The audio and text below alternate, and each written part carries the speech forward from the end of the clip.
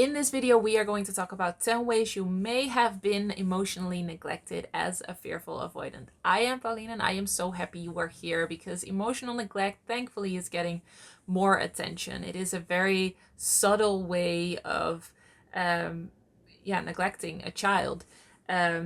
We know physical neglect, not getting food, not getting anything to drink, but emotional neglect can definitely have an impact on the rest of your life. And a lot of fearful avoidants have experienced emotional neglect, and you may have not been aware that you have. So we are going to go through 10 ways in which you may have been emotionally neglected and see if you recognize any of those. So the first one is you felt like you were difficult or too much because your parents were busy. This is one of those very, very subtle ones. And this is not to say like your parents have to be perfect and they have to be always be able to give you attention. I think any insecure attachment style develops because of a combination of factors. So I'm not trying to say, oh, if you do this one thing wrong as a parent, I don't want to scare you if you are a parent. I also don't want to blame your parents for, doing one thing wrong. But this could contribute with other factors to you feeling emotionally neglected. So parents who are very busy can give a child the feeling that they are too much or that they are difficult. Because if you are busy as a parent, you probably have a schedule. Things have to go a certain way. You have a kind of a schedule or way you think the day should go for you to be able to do everything you have to do.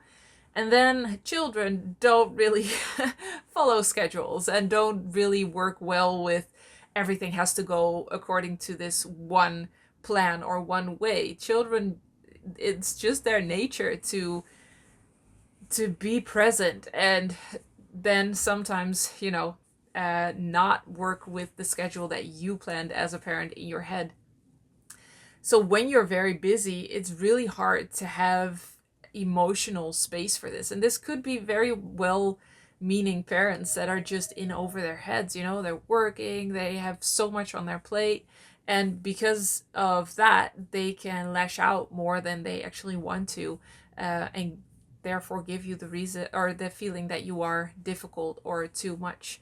So just know that whenever you felt like you were too much or difficult, it could be that your parents just had too much on their plate. I remember saying to somebody, this was way back, I think I was a teenager, I said something like, oh, I was a horrible child. And I remember their expression, like they were a little bit taken aback and startled. And I don't remember what they said. I remember that expression that they were taken aback by what I said. And for me, it was just such a truth, it was so, I was taking that as my truth, that I was a horrible child. Looking back on it, I can see that my parents were just way too busy, and they were trying to juggle too many things. And they say that now, that was true. But when they were in the midst of that, they didn't really notice that much. So I felt like I was a horrible child because I felt like I was always in the way of, them having a nice life. Like I was the one that was making it all difficult for them. And it wasn't me. It wasn't me personally. It was just the fact that I was a child. And even more than, children having their own kind of flow of the day or their own schedule and their own needs, it also is true that when your parents are very busy and are stressed, you as a child feel that. And when you don't have a way to process that, you can get angry or you can get frustrated or you can, try to get attention any way you can, because that's so necessary when you're a small child. So busy parents may even have the experience that their children are even more difficult, which is actually a way of the child to, slow them down and actually have them be more present, which is a beautiful thing if you know to look beyond the behavior and just think, okay, what does my child need? Maybe we are trying to juggle too many things. There are just too many things to process and my child just can't handle it.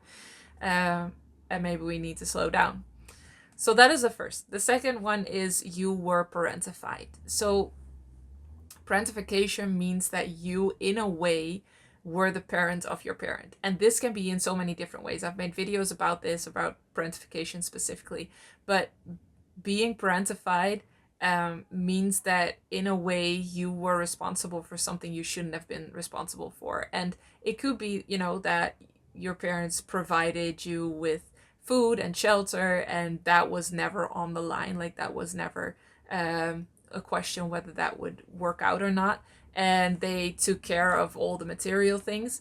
But it could be that you had the responsibility to help them or save them or fix them, and that could be in their relationship if they were bickering or fighting a lot. A lot of children tend to take that as a responsibility to kind of mediate between them, and just to keep the peace and make sure that mommy and daddy are happy and are going to stay together. That can be a way you were parentified.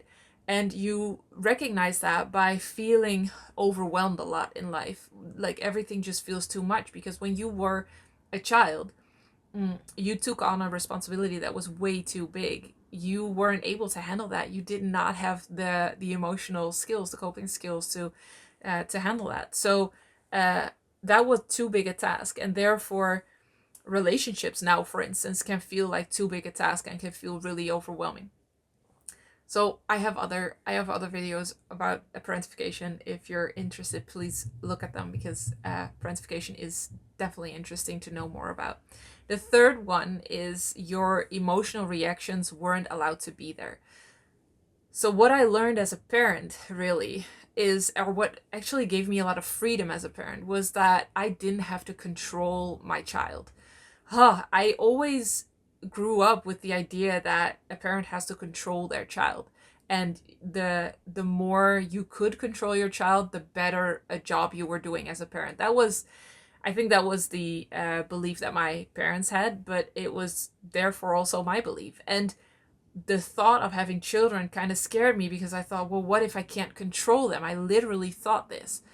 And then, as I was healing and as I was preparing to hopefully have a child, I was looking into all of this, and I realized that it is definitely not my job to control my child, because that means that they do what you want them to do, and also they react the way you want them to react, and you cannot ask both. So boundaries are definitely important, and also very healthy for children. You can't just always have everything. It's physically not possible. I want a unicorn. Yeah, no, that's just not gonna happen.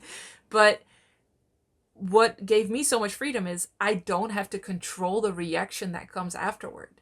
If I would get upset by a boundary my parent would set, I would feel sad or frustrated or angry, which are very normal, healthy reactions to have. But when a parent has the belief that you have to control a child, they will also try to control the reaction, the emotional reaction you have to that boundary. And so I felt like I wasn't allowed to be sad or frustrated or angry, or that was a bad thing, or I was a bad person for expressing that sadness or anger or frustration. So knowing that all emotional reactions are allowed to be there, I can set a boundary as a parent, and my child is allowed to be really angry with it about that. That's totally fine. I can be there with her in that anger, and I can just hold space for that anger. I don't have to control it. I don't have to say, don't be angry, or you're spoiled, or whatever parents say. So when you have experienced that your emotional reactions weren't allowed to be there, that is a form of emotional neglect, because your parent wasn't there to help you process that emotion. The fourth one is you were held to an emotionally higher standard than your parents displayed. So you were, for instance, not allowed to have bad days. This is something I see so often, that children are just expected to always be happy and always, be okay, because There's a lot of reasons, I think, but I think also a lot of parents just can't handle their children not being okay or not having a good day, because that interferes with their day, or because they feel like they did something wrong. This is usually also in the parents that have the belief that they have to control their child. um, but the reality is we all have bad days. Parents have bad days, and why would children be allowed to have bad days? We are human. Everybody's human. We're messy humans, and so we will have bad days. And that is totally fine, and it's actually healthy. You cannot be happy 100% of the time. It's just not possible, and it's not needed to actually have a really happy life. So if you've experienced as a child that you were held to a higher standard than your parents by not having bad days, or by not expressing the emotions that your parent consistently displayed. I remember so well that I was very young. I think I was 4 or 5, maybe 4, and I had hit a kid in daycare. And because of that, my parent became really angry with me. Really, really angry with me. And he put me in timeout and just yelled at me all kinds of things about me not being allowed to do that, and you don't hit other kids, blah, blah, blah. And so he forcefully took me by the arm and dragged me to the hallway, because in Holland, that's how you do a timeout. You stand in the hallway. But I remember being so young and thinking, this is not fair, because you are angry and you are physically hurting me because I hit a kid. This is not right. And when I became older, I thought it was just very ironic, looking back, that clearly my parent was not able to regulate their own emotions, their own anger, and did not accept that in me. So when I wasn't able to regulate my anger, which in a 4-year-old child is very logical, because your brain is nowhere near developed to actually regulate those big emotions, it's just ironic that they would try to correct me with anger, isn't it? And I think a lot of fearful avoidants actually have experienced this when they were a child. The emotions that your parents displayed, you were actually judged for, or punished for, and you may have felt that it wasn't fair, and now you know it's not fair. It wasn't fair. It actually is a way you may have been emotionally neglected, that you were held to a higher standard than your parents could handle, even though they were grown up and they had the possibility to emotionally regulate because their brains were fully developed. So yeah, your parents should be, in a perfect world, a model of how to regulate emotions. And again, I'm saying perfect world because obviously nobody is perfect, and we can't expect our parents to be perfect. So this is not about blaming parents, it's just about understanding ourselves better. The fifth one is being dismissive towards your difficult times because you're just a child. So for a child, losing a toy or getting a toy being taken by another kid is like the end of the world. It's such a big thing. So when a parent is very dismissive, oh, it's just a toy, don't be such a baby or whatever, that's dismissive. That's very dismissive. And that would lead you to believe that when you are a grown up, that your problems just don't matter. That when you feel very overwhelmed or angry or frustrated, you shouldn't feel that way because it's not that big of a deal. So what is important for the child should be seen as such, in the way that you are emotionally there for the child. So when your parents were very dismissive of your difficult times, whatever they may have been, that can be a form of emotional neglect. Then the sixth one is no attunement to your needs because your parents are too busy with theirs, or they're overwhelmed, so you don't really feel space to have needs. I think a lot of children in general grow up with this feeling like their needs are too much, or they don't matter because their parents are just a little bit too much focused on their own needs, or have too much on their plates, again, being too busy. Especially now in these times, where both parents work, and a lot of times there's no other option. So I'm not saying, people should be stay-at-home parents. It is hard. It is hard, but I am just explaining all of these to help you understand where certain things may come from and how you became you, and how you feel right now, which is always logical and it always makes sense. So when there was no attunement to your needs, it makes so much sense that you feel like your needs don't matter, or that they're too much and it's better to just not have them, repress them. Um, yeah. So that is a form of emotional neglect too. As always, I can talk for an hour about each of these points. The seventh one is not wanting to spoil you, and therefore not showing affection or fulfilling your needs. So a lot of parents have, and especially a lot of fearful avoidant parents, have this belief that they shouldn't spoil their kid because that would make them look bad. Think about it. It's usually because they are afraid of what other people would think of them. So if you have this belief that you shouldn't spoil your child, or your child shouldn't be a spoiled child, you will always be thinking, oh, am I giving too much? Am I spoiling my kid with this? Instead of really just tuning into your kid's needs and giving them what they need unconditionally.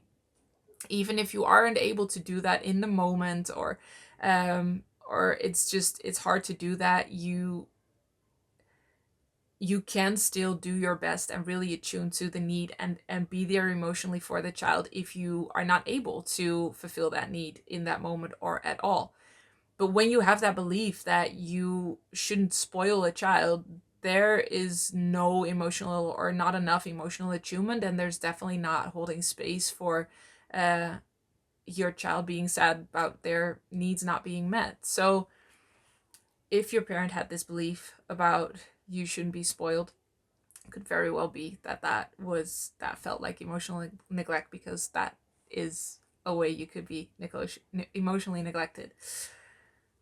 The eighth one is blaming the child when other people are mad without truly listening to your side of the story. I have so many memories of other people being mad, teachers or other kids or parents of other kids, because I was so frustrated as a child. I had no way to process my emotions. I had no real idea about how to relate to other kids. I always felt like I was doing things wrong and they would hate me anyway. And because of that, a lot of fearful avoidant children show erratic behavior. So it's behavior that you can't really predict. It's not very logical.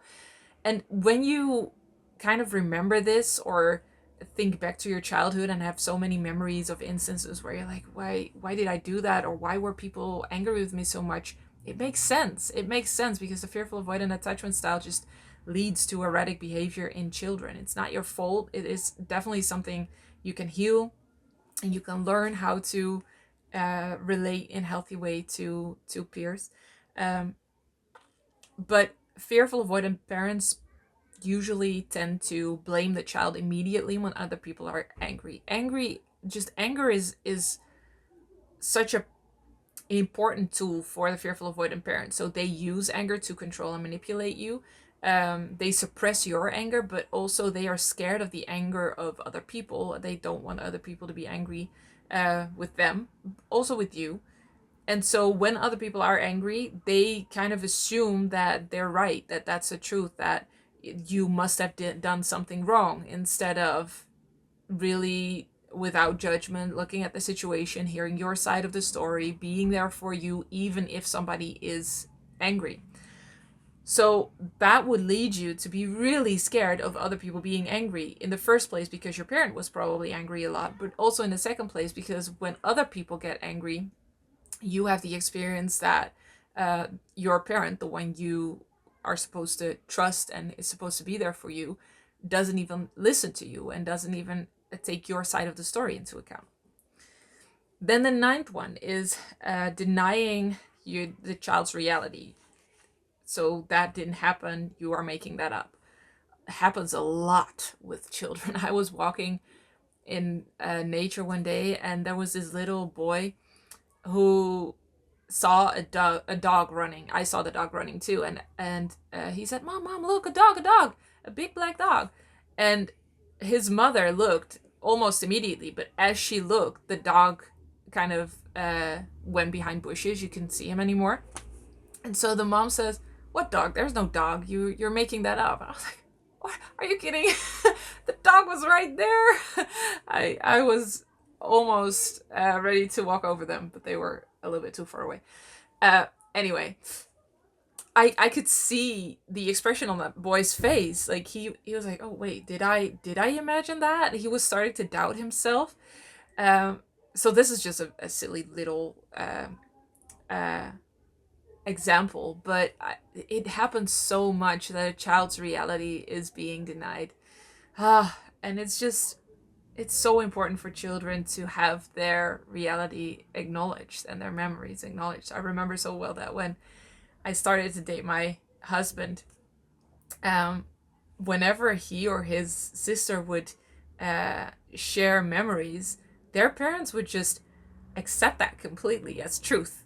Even if they didn't remember that, they would say, "Oh, wow, I can't remember that."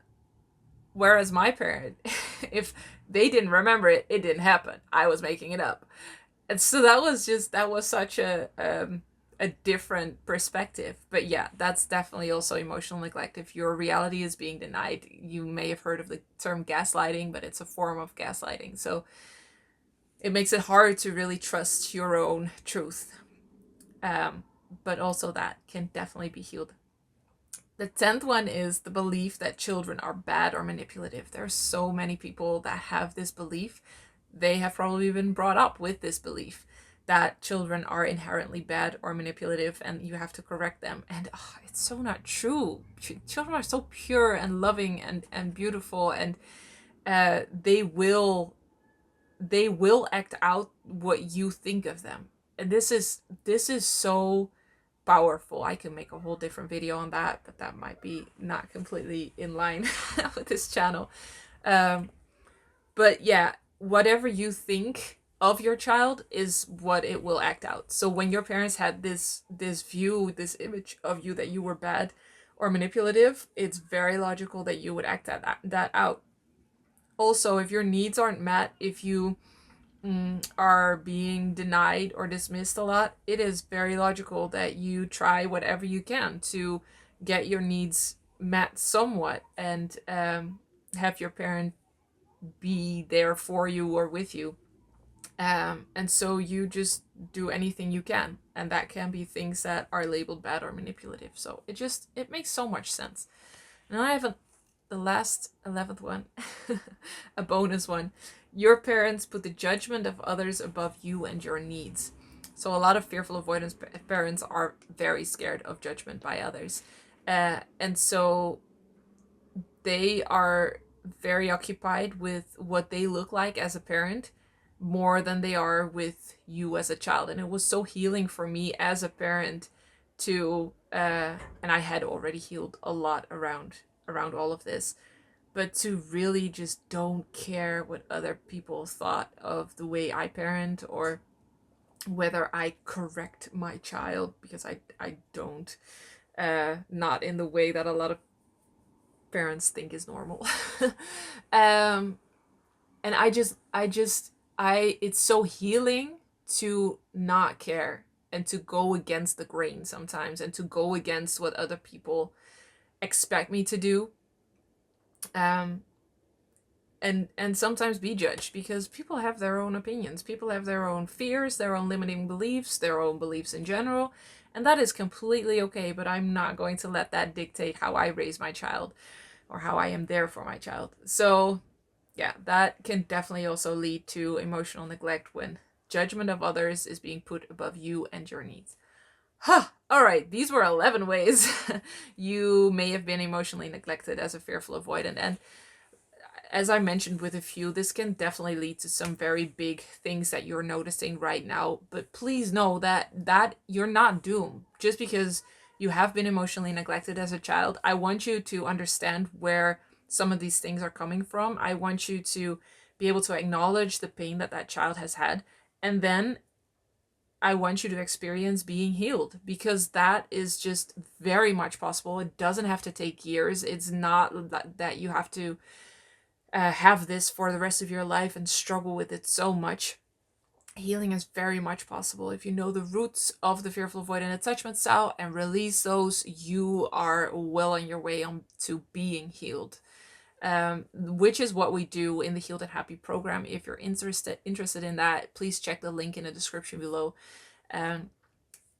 Because I'm just, as you know, so passionate about you experiencing being healed and actually feeling secure in yourself and in the world, and actually being able to connect to other people and having amazing, fulfilling, loving, rich relationships without having to work so hard, work at healing so hard.